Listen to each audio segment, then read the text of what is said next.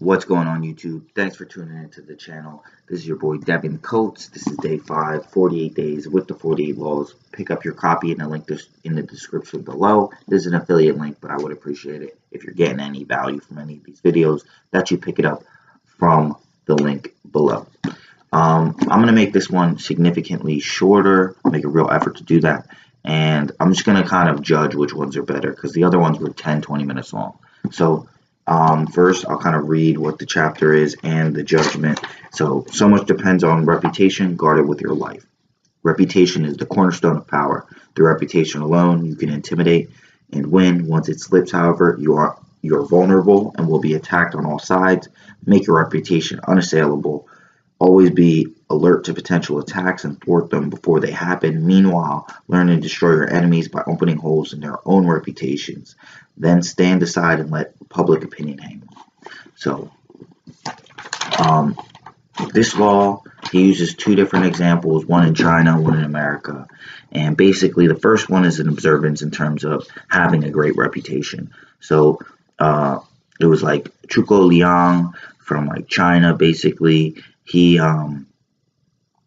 has this reputation of being one of the most cunning generals and most clever generals in his day, and he's basically attacked by an army that well outnumbers him of 150,000. They're going to come to the kingdom. He has about 100 men in the station. So what he tells everybody to do, he goes, everybody hide. And he basically dresses in a Taoist robe, starts praying and chanting, playing the lute and singing. At the same time, as the army comes up, since he has this reputation of being so cunning, they see him in plain open looking to be alone. It obviously looks like a trap. So what their general tells him to do is to retreat right away. It's like, I'm definitely not going to fall into your trap, and they retreat. And basically, his reputation of being so clever and cunning put him in a position where he could pull something like that off, and his reputation basically saved his life. In the second one, it was more towards that attacking part. So P.T. Barnum, he was like, did like freak shows in the late 1800s in America. Basically, him and this other guy are competing to buy the American Museum. The other guy's name is Peel, and he had another museum and more of a name, more credibility. So they actually gave the loan to him and didn't want to give it to P.T. Barnum because he didn't have any reputation to kind of lean on. So what he did was, he was like, this other guy, Peel, he has this other museum. He's not going to have enough money to run the ship. And he put a lot of doubt in all of the people that would buy stock and support it. And basically, the banks backed down and gave the museum to P.T. Barnum because they didn't trust he would be able to spend it.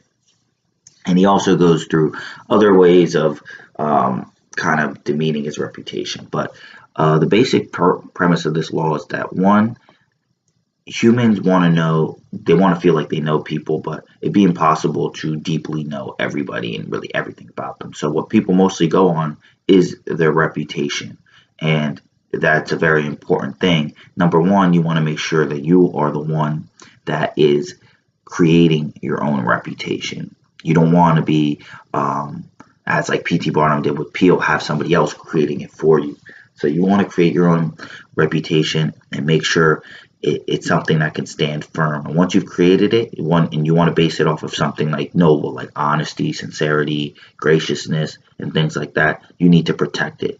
He talked about another story in China where this one guy was like the favorite of the emperor, and everything he did, because he was viewed as very gracious, the emperor would say, oh my God, like, you did that because you're so nice, and everything would get the spin. But then the other courtiers actually kind of didn't like him for it. And what they would do is they basically were like, nah, he's arrogant, he's selfish, he's devious and ambitious, and the same qualities that the emperor was talking about before, he flips it around and he's like, wait, no, he was doing this because he's really a devious person. He wanted like ambition. So when you do create your reputation, you need to guard it. And there was no reversal against this law. It's just that people are going to go off of general appearances to judge you.